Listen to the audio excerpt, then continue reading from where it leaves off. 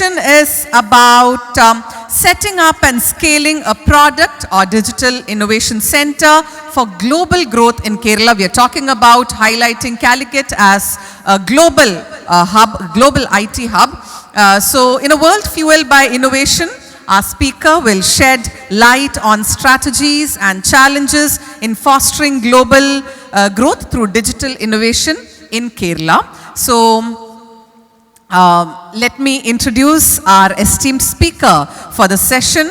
Let me tell you, she is the personality who has brought a multinational company to Kerala through Nissan Digital. She was the managing director of Nissan Digital. So, you know, a lady who had the ability to bring about a massive change in the IT landscape of Kerala by bringing an MNC to our land.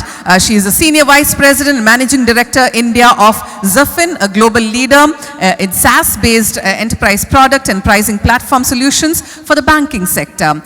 Prior to this, as I mentioned earlier, she was the managing director of Nissan Digital India LLP, the first global digital hub established by Nissan Motor Corporation to fast-track their digital transformation. And in addition to her responsibilities for Zafin in India, Suja is also the global head for sustainability and ESG at Zafin. And this I like a lot. She is a strong advocate for women in STEM and is working on multiple initiatives to promote diversity and inclusivity in the corporate world. So ladies and gentlemen, with a warm round of applause, let us welcome our speaker for the next session, Ms. Suja Chandy. Good afternoon, everyone. I hope the mic is working fine. Okay, great. First of all, it's wonderful to be here in Calicut.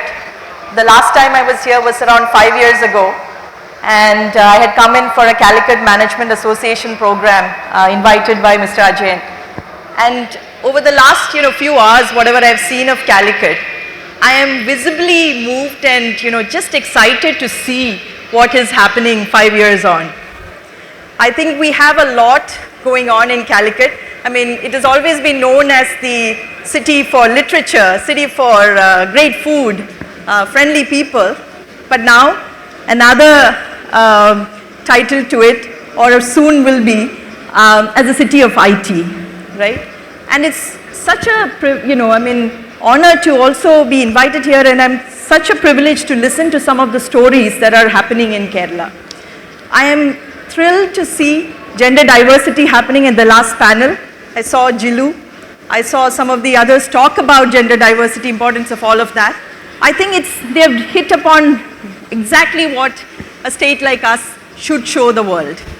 So before I jump into the context and all of that, I would like to say that tier 2, tier 3 cities, however you call it, that is where the growth is happening big time, right?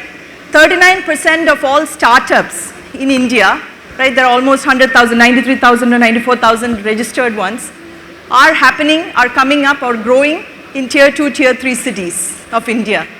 11% to 15% of the talent, tech talent in India are coming from the smaller towns, and right now even villages and regions that one may never think of as hotbeds of innovation. But that is what is the reality right now, and that is what is changing. So just to set the context, some numbers for you. Most of you would be aware of it, right? We are in an extremely exciting transformational period, especially in India. This is where the markets are growing. This is where the economy is growing at a very healthy pace. Now IT, as you can see, contributes around 7.5% to 8% of the GDP. It's a $5 trillion market worldwide, right? Now for us, the exports, if you look at the numbers that I've shown on the screen, it's around 320 billion as of the latest numbers. The interesting bit of this is the first 100 billion that we got took us 30 years to reach. The second 100 billion took us around 10 years. And the last three, to hit that 300 mark took us less than all of that, couple of years. So see the pace and scale at which we are growing. And there's a whole lot of ecosystem that is enabling this growth, right? The segment that is growing rapidly here are ER&D, engineering, research and development, big space. You've heard of global capability centers, global delivery centers, digital hubs that are running transformations for companies all over the world, big companies. And more of these companies are looking at India to set up their centers. Why? Obviously, talent is one. I mean, there is always a cost perspective, but the interesting part is it's no longer just on cost. It is about value. The value that we in India, the value that each of the cities and towns that have these technology hubs are delivering. And I'll come to a few examples as we go around.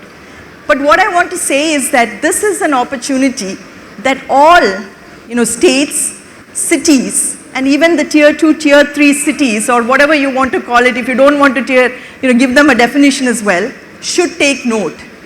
But to get that, there is a lot of work we need to do. It's not as simple as saying that we have some talent, right? And I want to go through it. So just on the GCC's part of it, right? Contributes currently around 25 to 30% of the IT services industry's revenues, right? And they, in a market, IT services market around the world, that is unfortunately currently going through a little bit of a slowdown. This is the one area that continues to deliver in terms of revenues and in terms of hiring, the numbers. There is no sign of it slowing down anytime in the near future. In fact, around 115 GCCs are being established per year over the next few years. They're talking about 800 to 1,000. You look at the numbers.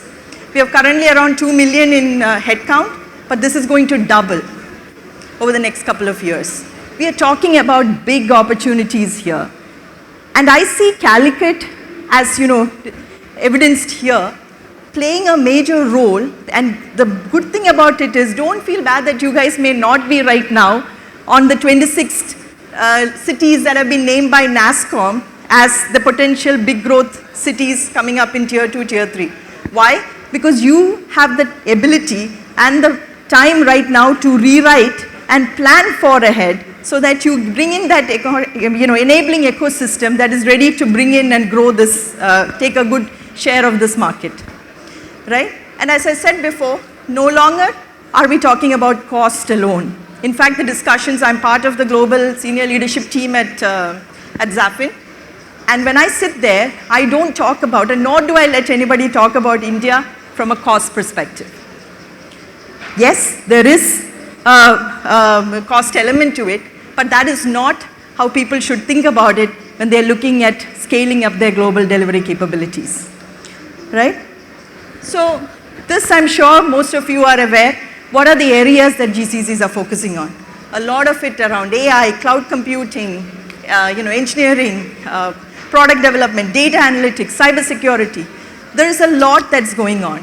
And also on the shared services, because we have enough talent with domain knowledge who can also bring in value-driven delivery in areas like marketing, procurement, finance, you name it, legal. So there is a multiple areas that we can also contribute. So it's not just technology development, it's also the other areas. And underlying, of course, everything is tech-enabled. So there's a lot of opportunities.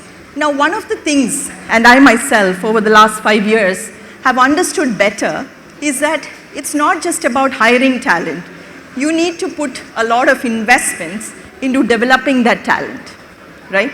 So you have to look at what is the culture of the organization. What is the culture that you want to develop?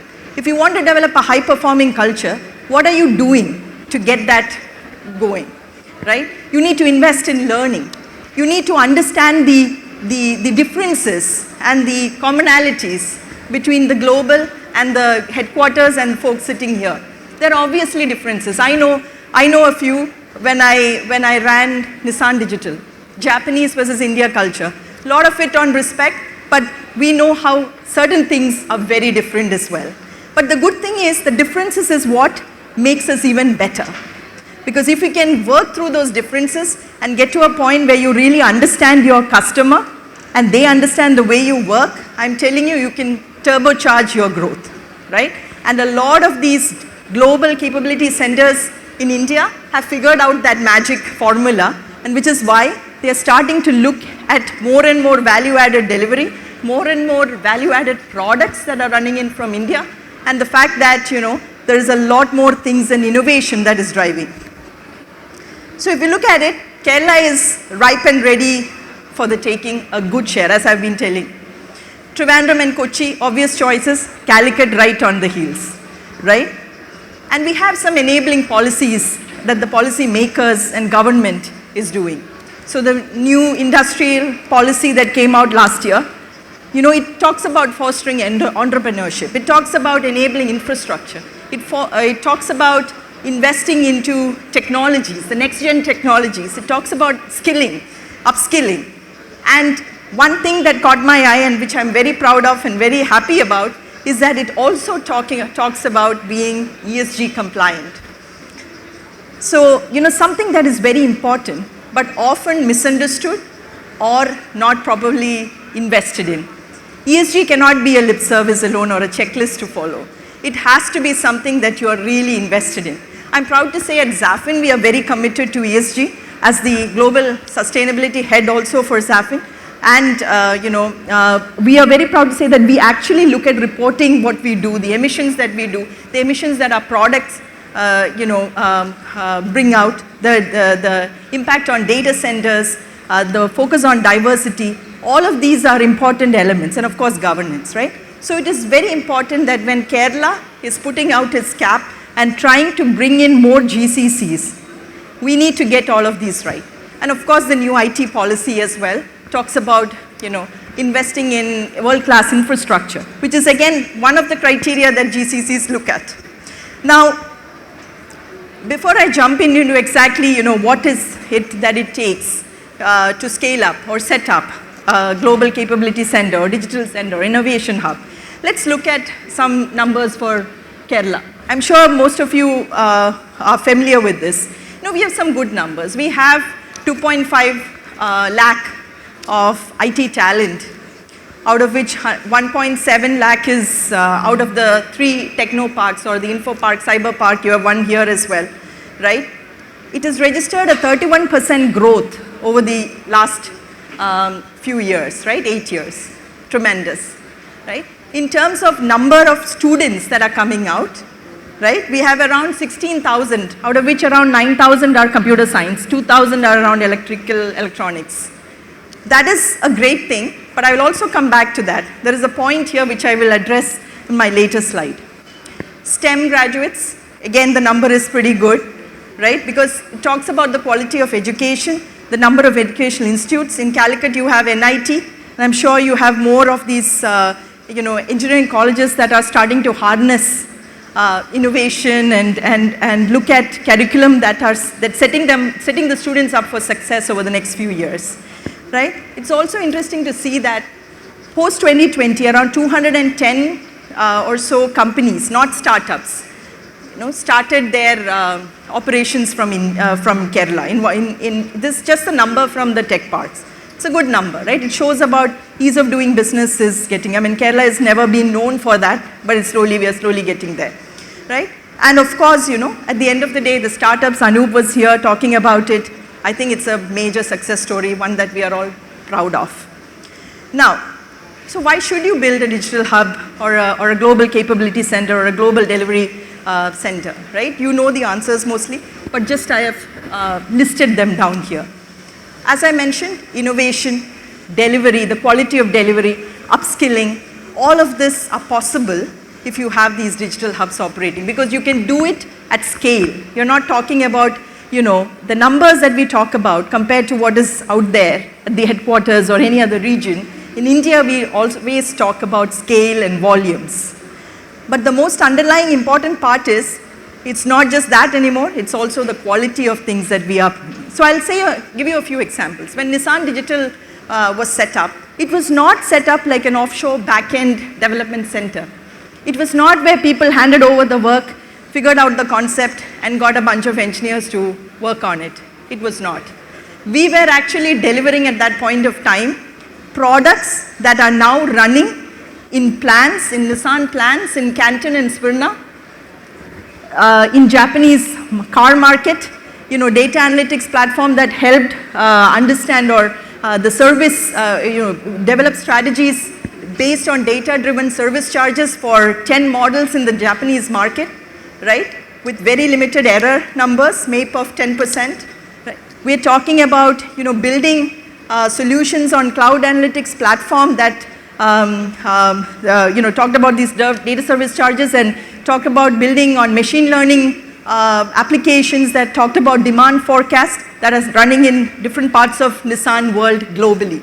So these were all conceptualized and built end to end at Nissan Digital Hub in Trivandrum. Now that's a massive statement.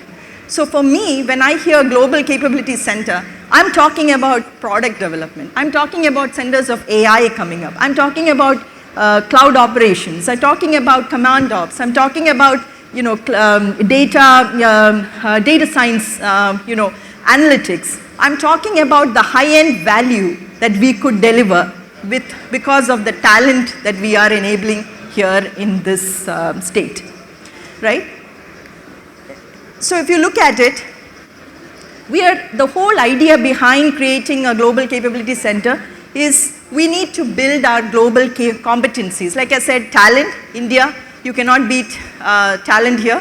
So we focus on delivering software engineering, enterprise application delivery. So what happened at Nissan was, Nissan for many, many years, world's one of the biggest and the best automakers. Their products are absolutely fantastic, right? I've been a user of them for many years. But what they have done is, on the technology side, almost 80% of their work was outsourced to different vendors. That is all fine. It hit the right strategy at that point of time. But as we go along, cars are also becoming software on wheels, right? A lot of the IP was also resting with their vendors. So what they did was to kind of bring back that in. So from 80%, bring it down to 60% on the first year, bring it down to, so a lot of effort was down to bring it back into this global digital hub that started off in India. A remarkable feature, right? And so you had one centralized strategy and product development that was running from outside, from India, from Trivandrum. A lot of people ask me, why Trivandrum? I mean, frankly, it was a surprise to everyone because there was Coimbatore, there was Hyderabad, there was Chennai where, Nissan has a big plant already. And cutting through all that, of course, it did help that the CIO is a Malayali and, big supporter of Kerala. But that doesn't cut it, right? At the end of the day, you know how the Japanese are. It needs to go line by line. We had BCG looking at the location assessment, going to every bit and piece of what would make this hub a success. And we were able to get into that. Now, as I said before, to really scale up and to run successfully, it is not just important to have your global headquarters or anybody sitting here at the leadership level think about it and say, yes, culture, all of that is important. But you need to have an enabling ecosystem. You need to have a lot of other things, helping hands.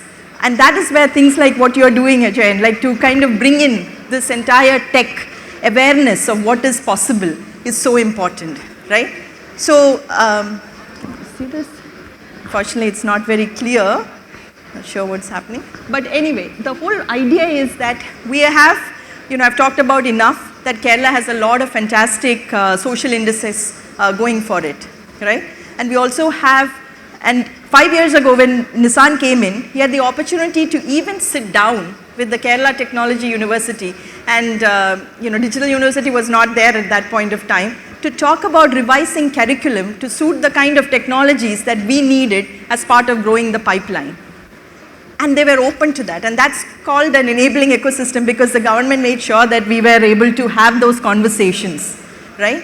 And I don't want to claim it, but I know that since Nissan came in, I have seen, for instance, a lot of positive changes happening in a city like Trivandrum even. City has also grown.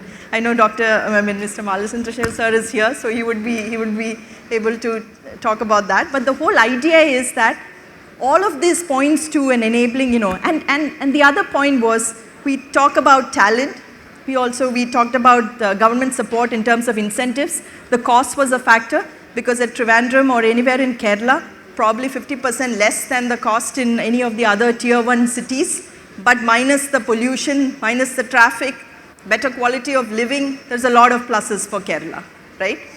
And then of course, time zone, we are in a great place where with Europe, APAC regions, we can do it very well. For the other regions, maybe a little bit of a stretch, but then hybrid and the way we work, I think we can balance that, right? I also want to talk about things that we saw and we still continue to work on. So talent, while there is talent and you see that, the number of students, for instance, who are coming out every year, 16,000, I said. But let me tell you the unfortunate part of it. 16,000 out of 38,000.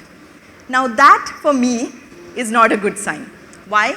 Because that means when we select the students who are coming into the engineering stream, we may not be selecting the right people who have a passion for engineering, because less than 50% is what is graduating. So we need to revisit some of these things, because it's not just about passing through entrance exams, but it's also about, what are the kind of people. We need to have coaching to see, are they the ones who actually have that passion, who have the technology frame of mind. And going forward, it's not, as somebody pointed out here, it's not just degrees, it's also about skills. It's also about soft skills. Unfortunately, that is again where we lack. We are not, the way it's slowly starting to change. I'm not saying it's all doom and gloom, but there is this, limitation, a slight limitation, which I find is a challenge. Now that we have recognized it, we need to work wholeheartedly on it. But the fact that the soft skills part of it is as or equally or even more so in some cases, especially in the age of AI, to get good at. That requires communication, leadership skills, collaboration. And unfortunately, when the way of new working, like after COVID, where we continue to sit at home behind our screens, all of that is impacting.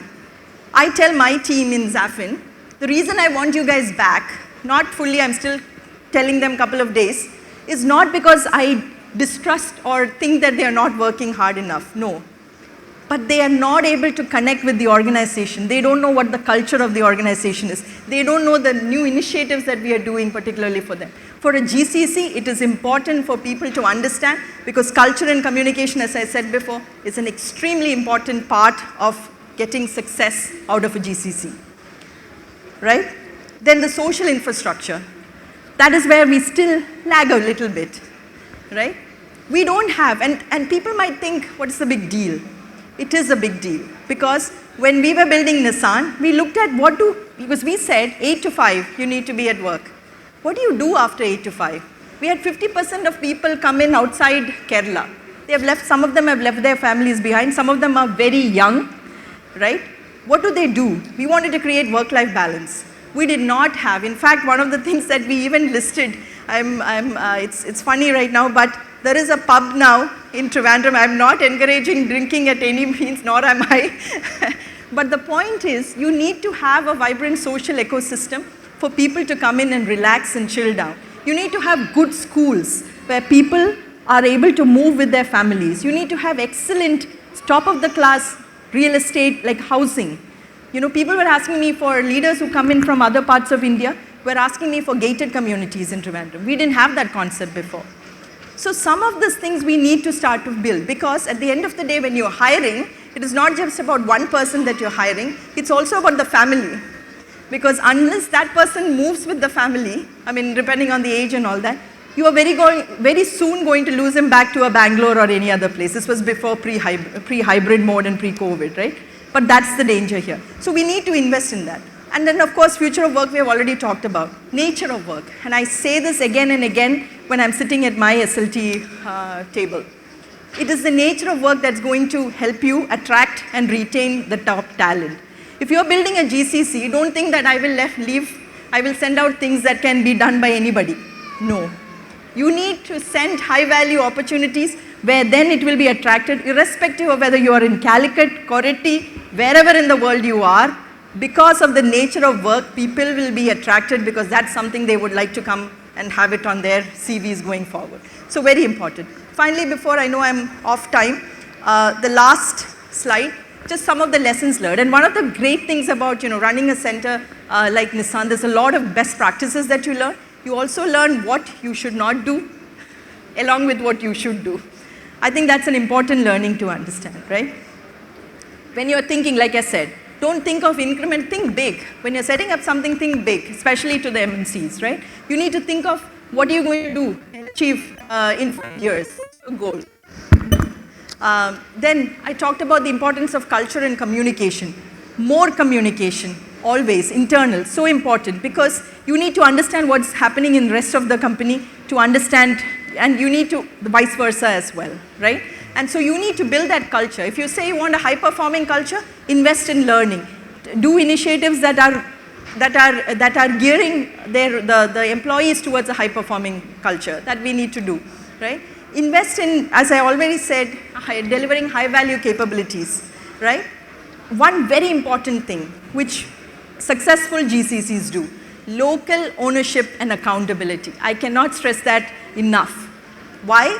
Because if you are not accountable, if you do not own anything, but you're looking up to wherever your headquarters is to tell you each and every strategy, to tell you the tick mark for doing something, believe me, you are not going to end up as a high-value delivery or capability center. You are not going to achieve your goals. So you need to stop, you need to have local leaders. And these leaders, you need to develop them so they become global influencers.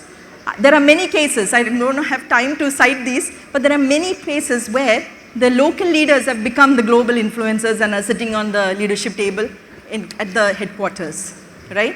Invest in diversity. I am one.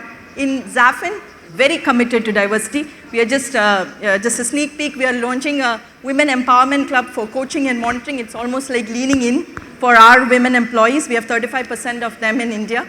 We are calling it Zafin Leading Ladies. We are very excited to launch it on March 4th, just the week of Women's Day. So very excited. You need to invest in diversity at all levels, and you need to make sure that women employees who come in are supported as they go through their career growth journey, right? Cost, not the only criteria, and the local ecosystem, having a great startup ecosystem. Because at the end of the day, it's also about talking to startups, because there are things that they could do for you that probably you might, as big organizations, find it a little bit more challenging, not challenging, but time consuming to do, right? And also working closely with the other partners, whether it's industry, whether industry partnerships with academia, with government, you need to understand the lay of the land and work closely. And finally, ESG integrated operations. To be successful, to be sustainable, your operations need to be ESG compliant. It is no longer a checklist, because if we really want to look at, you need to look at, invest in the local communities, you need to look at the ESG lens on everything that you do, from your global strategy, from your local, day-to-day operational strategy, to your operations. So important. And that is what is going to define success at the end of the day. Thank you, ladies and gentlemen. It's been a pleasure.